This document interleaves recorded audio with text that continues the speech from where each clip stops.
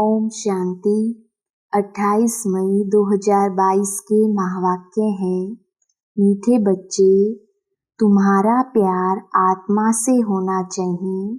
चलते फिरते अभ्यास करो, मैं आत्मा हूँ, आत्मा से बात करता हूँ, मुझे कोई बुरा काम नहीं करना है।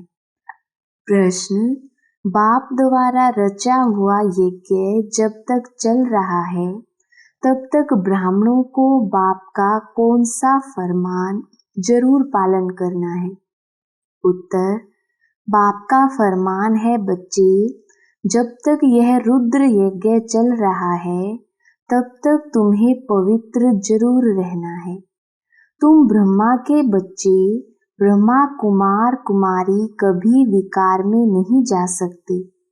अगर कोई इस फरमान की अवज्ञा करते हैं तो बहुत कड़े दंड के भागी बन जाते हैं।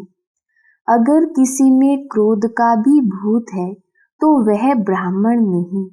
ब्राह्मणों को देही अभिमानी रहना है, कभी विकार के वशीभूत नहीं होना है। गीत: ओ दूर के मुसाफिर। ओम शांति।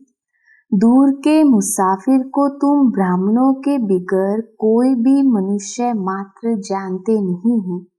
बुलाते हैं, हे परम धाम में निवास करने वाले परम पिता परमात्मा आओ। पिता कहते हैं, परंतु बुद्धि में नहीं आता है कि पिता का रूप क्या है, आत्मा क्या है।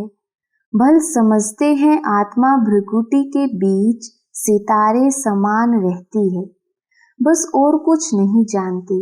हमारी आत्मा में 84 जन्मों का पाठ भरा हुआ है। इन बातों का कुछ भी ज्ञान नहीं है। आत्मा इस शरीर में कैसे प्रवेश करती है यह भी नहीं जानती है। जब अंदर चूरपुर होती है तब पता पड़ता है कि आत्मा ने प्रवेश किया। फिर जब परमपिता परमात्मा कहते हैं तो यह भी आत्मा ही पिता कहती है। आत्मा जानती है यह शरीर लौकिक पिता का है। हमारा बाप तो वह निराकार है। जरूर हमारा बाप भी हमारे जैसा बिंदी स्वरूप होगा। उनकी महिमा भी गाते हैं। मनुष्य सृष्टि का बीज रूप, ज्ञान सागर, पतित पावन है, परंतु कितना बड़ा व छोटा है ये सबकी बुद्धि में नहीं बैठता है। पहले तुम्हारी बुद्धि में भी नहीं था कि हमारी आत्मा क्या है। भल परमात्मा को याद करते थे कि हे परम पिता, परंतु कुछ भी जानते नहीं थे। बाप तो निराकार है, फिर वह पतित पावन कैसे ठहरा? क्या जादू लगाते हैं? पतितों को पावन बनाने जरूर यहाँ आना पड़ता है। जैसे हमारी आत्मा भी शरीर में रहती है, वैसे बाप भी निराकार है, उनको भी जरूर शरीर में आना पड़े, तब तो शिवरात्रि अथवा शिव जयंती मनाते हैं। परंतु वह पावन कैसे आकर बनाते हैं यह कोई भी जानते नहीं है, इसलिए कह देते हैं सर्वव्यापी। प्रदर्शनी में अथवा कहाँ भी भाषण आदि करने जाओ तो पहले पहले बाप की ही पहचान देनी है, फिर आत्मा की। आत्मा तो भृकुटी के बीच रहती है, उसमें ही सारे संस्कार रहते हैं। शरीर तो खलास हो जाता है। जो कुछ करती है वह आत्मा ही करती है। शरीर के ऑर्गन्स आत्मा के आधार पर ही चलते हैं। आत्मा रात को अशरीरी हो जाती है। आत्मा ही कहती है, आज मैंने आराम बहुत अच्छा किया है, आज मुझे आराम नहीं आया, मैं इस शरीर द्वारा यह धंधा करता हूँ। यह तुम बच्चों को आदत पड़ जानी चाहिए। आत्मा ही सब कुछ करती है। आत्मा शरीर से निकल जाती है तो उनको मुर्दा कहा जाता है। कोई काम का नहीं रहता है। आत्मा निकलने से शरीर में जैसे बांस हो जाती है। शरीर को जाकर जलाते हैं। तो तुम्हारा आत्मा के साथ ही प्यार है। तुम बच्चों को यह शुद्ध अभिमान होना चाहिए कि मैं आत्मा हूँ, पूरा आत्म अभिमानी बनना है। मेहनत सारी इसमें ही है। मुझ आत्मा को इन ऑर्गन्स द्वारा कोई भी बुरा काम नहीं करना चाहिए, नहीं तो सजा खानी पड़ेगी। भोगना भी तब भोगी जाती है जब आत्मा को शरीर है। बिगर शरीर आत्मा दुख भोग ना सके। तो पहले आत्म अभिमानी फिर परमात्म अभिमानी बनना है। मैं परमपिता परमात्मा की संतान हूँ।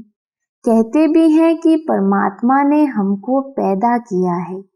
वह रचयिता है, परंतु वह रचता कैसे है कोई भी नहीं जानते हैं।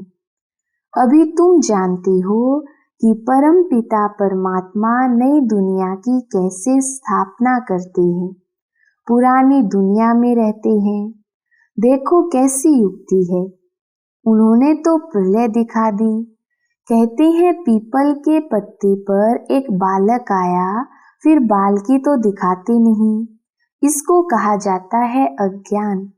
कहते हैं भगवान ने शास्त्र बनाए, व्यास भगवान तो हो ना सके। भगवान शास्त्र बैठ लिखते हैं क्या? उनके लिए तो गाया हुआ है, वह सब शास्त्रों का सार समझाते हैं। बाकी इन वेद शास्त्र पढ़ने से कोई का कल्याण नहीं हो सकता। समझो ब्रह्म ज्ञानी है, समझते हैं ब्रह्म में लीन हो जाएंगे। ब्रह्म तो महतत्व है, आत्माएं वहां रहती हैं। यह ना जानने कारण जो आता है सो बोलते रहते हैं और मनुष्य भी सत सत करते रहते हैं। बहुत ही हठ योग प्राणायाम आदि करते हैं, तुम तो कर ना सको। तुम नाजुक कन्याओं माताओं को क्या तकलीफ देंगे? पहले तो माताएं राज विद्या भी नहीं पढ़ती थी। थोड़ी सी भाषा सीखने के लिए स्कूल में भेजा जाता था। बाकी नौकरी तो करनी नहीं है। अभी तो माताओं को पढ़ना पड़ता है। कमाई करने वाला ना हो तो अपने पैरों पर खड़ी हो सके, भीख ना लेनी पड़े। नहीं तो कायदे अनुसार बच्चियों को घर का काम सिखाया जाता है। अब तो बैरिस्ट्री डॉक्टरी आदि सीखती रहती हैं। यहाँ तो तुमको और कुछ करना नहीं है, सिर्फ पहले पहले कोई को भी बाप का परिचय देना है। निराकार को तो सभी शिव बाबा कहते हैं, परंतु उनका रूप क्या है कोई भी जानते नहीं है। ब्रह्म तो तत्व है। जैसे यह आकाश कितना बड़ा है, अंत नहीं पा सकते, वैसे ब्रह्म तत्व का भी अंत नहीं है। उनके अंश मात्र में हम आत्माएं रहती हैं। बाकी तो पोलार ही पोलार है। सागर भी अथाह है, चलते जाओ, पोलार का भी अंत नहीं पा सकते। कोशिश करते हैं ऊपर जाने की, परंतु जाते जाते उनका सामान ही खुट जाता है। वैसे ही महतत्व भी बहुत बड़ा है। वहां जाकर कुछ ढूंढने की दरकार नहीं है। वहां आत्माओं को यह विचार करने की भी दरकार नहीं। ढूंढने से फायदा ही क्या होगा? समझो स्टार्स में जाकर दुनिया ढूंढते हैं, परंतु फायदा ही क्या है? वहां कोई बाप को पाने का रास्ता नहीं है। भगत भक्ति करते हैं भगवान को पाने के लिए, तो उनको भगवान मिलता है। वह मुक्ति जीवन मुक्ति देते हैं। ढूंढना भगवान को होता है, ना कि पोलार को, जहां से कुछ मिलता नहीं। कितना गवर्नमेंट का खर्चा होता है, यह भी ऑलमाइटी गवर्नमेंट है। पांडव और कौरव दोनों को ताज नहीं दिखाते हैं। बाप आकर तुमको सब बातें समझाते हैं। जबकि तुम इतनी सब नॉलेज पाते हो तो तुमको बहुत खुश रहना चाहिए। तो हमको पढ़ाने वाला बेहद का बाप है। तुम्हारी आत्मा कहती है हम पहले सो देवी देवता थे, बहुत सुखी थे, पुण्य आत्मा थे। इस समय हम पाप आत्मा बन पड़े हैं, क्योंकि यह रावण राज्य है। यह रावण की मत पर है, तुम हो ईश्वरीय मत पर। रावण भी गुप्त है तो ईश्वर भी गुप्त है। अभी ईश्वर तुमको मत दे रहे हैं। रावण कैसे मत देते हैं? रावण का कोई रूप तो है नहीं, यह तो रूप धरते हैं। रावण के तो सभी रूप हैं। जानते हैं हमारी आत्मा में 5 विकार हैं। हम आसुरी मत पर चल रहे हैं। मेल फीमेल दोनों में 5 विकार हैं। यह सब बातें मनुष्य की बुद्धि में तब बैठेंगी जब वह जानेंगे कि हमको पढ़ाने वाला निराकार परम पिता परमात्मा है। परमात्मा निराकार है। जब वह साकार में आवे तब तो हम ब्राह्मण बने। बाप भी रात को ही आता है। शिवरात्रि सो ब्रह्मा की रात्रि हो गई। ब्रह्मा द्वारा ही ब्राह्मण बनेंगे। यज्ञ में ब्राह्मण जरूर चाहिए। ब्राह्मणों को जब तक यज्ञ संभालना है तब तक पवित्र रहना है। जिस्मानी ब्राह्मण भी जब यज्ञ रचते हैं तो विकार में नहीं जाते। भल हैं विकारी, परंतु यज्ञ रचने समय विकार में नहीं जाएंगे। जैसे तीर्थों पर जाते हैं तो जब तक तीर्थों पर रहते हैं तो विकार में नहीं जाते हैं। तुम ब्राह्मण भी यज्ञ में रहते हो, फिर अगर कोई विकार में जाते हैं तो बड़े पाप आत्मा बन पड़ते हैं। यज्ञ चल रहा है तो अंत तक तुमको पवित्र रहना है। ब्रह्मा के बच्चे, ब्रह्मा कुमार कुमारियां कब विकार में नहीं जा सकते। बाप ने फरमान किया है, तुम कब विकार में नहीं जाना, नहीं तो बहुत दंड के भागी बन जाएंगे। विकार में गया तो सत्यानाश हुई। वह ब्रह्मा कुमार कुमारी नहीं, परंतु शूद्र मल्लेच है। बाबा हमेशा पूछते हैं, तुमने पवित्र रहने की प्रतिज्ञा की है। अगर बाप से प्रतिज्ञा कर ब्राह्मण बन फिर विकार में गए तो चंडाल का जन्म पाएंगे। यहाँ वैश्या जैसा गंदा जन्म कोई होता नहीं। यह है ही वैशाल्य। दोनों एक दो को विष पिलाते हैं। बाबा कहते हैं माया भल कितने भी संकल्प लावे, परंतु नंगन नहीं होना है। कई तो जबरदस्ती भी नंगन करते हैं। बच्चियों को ताकत कम रहती है।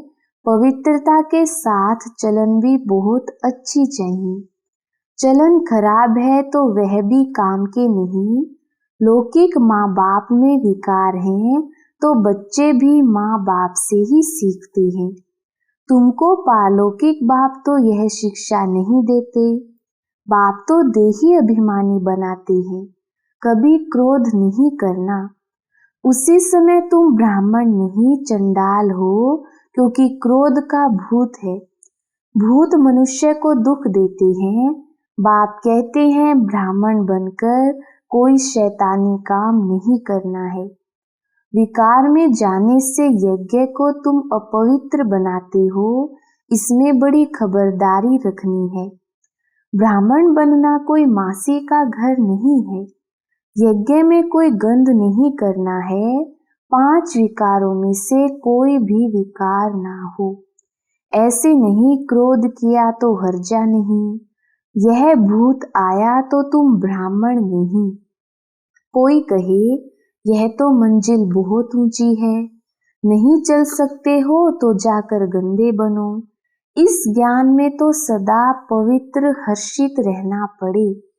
पतित पावन बाप का बच्चा बनकर बाप को मदद देनी है। कोई भी विकार नहीं होना चाहिए। कोई तो आते ही फट से विकारों को छोड़ देते हैं। समझना चाहिए हम रुद्र ज्ञान यज्ञ का ब्राह्मण हूँ। हमारे से ऐसा कोई काम नहीं होना चाहिए जो दिल खाती रहे। दिल रूपी दर्पण में देखना है कि हम लायक हैं। भारत को पवित्र बनाने के हम निमित्त हैं, तो योग में भी जरूर रहना है। सन्यासी लोग सिर्फ पवित्र बनते हैं, बाप को तो जानते ही नहीं। हठयोग आदि बहुत करते हैं, पाते कुछ नहीं। तुम जानते हो बाप आए हैं शांति धाम में ले जाने लिए। हम आत्माएं वहाँ की निवासी हैं। हम सुख धाम में थे, अब दुख धाम में हैं। अभी है संगम, यह सिमरन चलता रहे तो भी सदा मुस्कुराते रहें। जैसे देखो यह अंगना बच्चा बेंगलोर का सदैव मुस्कुराता रहता है। बाबा कहने से ही खुशी में भरपूर हो जाता है। इनको खुशी है हम बाबा के बच्चे हैं। जो भी मिले उनको ज्ञान देते रहो। हाँ, कोई हंसी भी उड़ाएंगे, क्योंकि नई बात है, कोई भी नहीं जानते कि भगवान आकर पढ़ाते हैं। कृष्ण तो कभी आकर पढ़ाते नहीं। अच्छा, मीठे मीठे सिकिलधे बच्चों प्रति माता पिता बाप दादा का याद प्यार गुड मॉर्निंग। रूहानी बाप की रूहानी बच्चों को नमस्ते। हम रूहानी बच्चों की रूहानी बाप दादा को याद प्यार गुड मॉर्निंग और नमस्ते जी। धारणा के लिए मुख्य सार। पहला पॉइंट, रुद्र ज्ञान यज्ञ का ब्राह्मण बनकर ऐसा कोई काम नहीं करना है जो दिल को खाता रहे। कोई भी भूत के वशीभूत नहीं होना है। दूसरा पॉइंट, पतित पावन बाप का पूरा मददगार बनने के लिए सदा पवित्र और हर्षित रहना है। ज्ञान का सिमरन कर मुस्कुराते रहना है। वरदान, चित्त की प्रसन्नता द्वारा दुआओं के विमान में उड़ने वाले संतुष्ट मणि भव। विस्तार, संतुष्ट मणि उन्हें कहा जाता जो स्वयं से, सेवा से और सर्व से संतुष्ट हो। तपस्या द्वारा संतुष्टता रूपी फल प्राप्त कर लेना, यही तपस्या की सिद्धि है। संतुष्ट मणि वह है जिसका चित्त सदा प्रसन्न हो। प्रसन्नता अर्थात दिल दिमाग सदा आराम में हो, सुख चैन की स्थिति में हो। ऐसी संतुष्ट मणियां स्वयं को सर्व की दुआओं के विमान में उड़ता हुआ अनुभव करेंगी। स्लोगन, सच्चे दिल से दाता विधाता वरदाता को राजी करने वाले ही रूहानी मौज में रहते हैं। अच्छा, ओम शांति।